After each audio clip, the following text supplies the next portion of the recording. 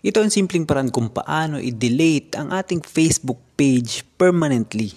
Tulad na lamang ng aking mga Facebook page, ang iba hindi ko na nagagamit. Kasi nasimulan ko lang, hindi ko na napagpatuloy. Kaya ngayon ito ang napakasimpleng paraan kung paano ito i-delete.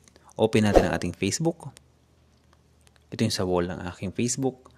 At pumunta tayo dito sa tatlong guhit sa kanan, sa itaas. At ngayon naman, scroll mo pa itaas. I-click mo yung settings. At i-click mo yung page mo mismo na i-delete. Scroll natin pa itaas. At hanapin natin ang access and control. Ito yun. Click natin yan. Dito makikita natin deactivation and deletion. Nakalagay din dyan temporary deactivation or permanently delete your page. Click natin. At pipili lang tayo dito kung deactivate page or delete page. Itong gagawin ko dito ay magde-delete. Kaya click natin yung delete page. At i-continue na natin. Click natin yung continue.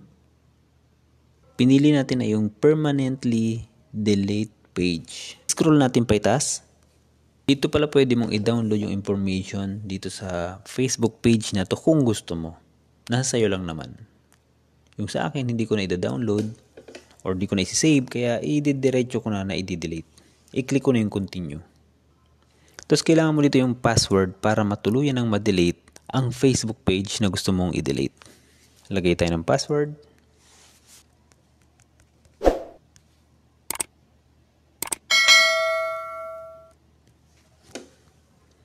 At continue.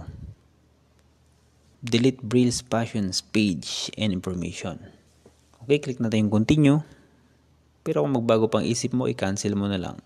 Hindi na magbabago ang isip ko, kaya click mo na yung continue. At isa pa, delete this page.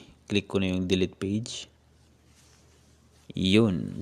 Ganun lang kadali kung paano mag-delete ng page sa Facebook. Kung nagustuhan mo ang video ito, pakiclick naman ang subscribe button, paki-like, at pa-click na rin ng notification bell para lagi kang updated sa aking mga videos. Maraming salamat!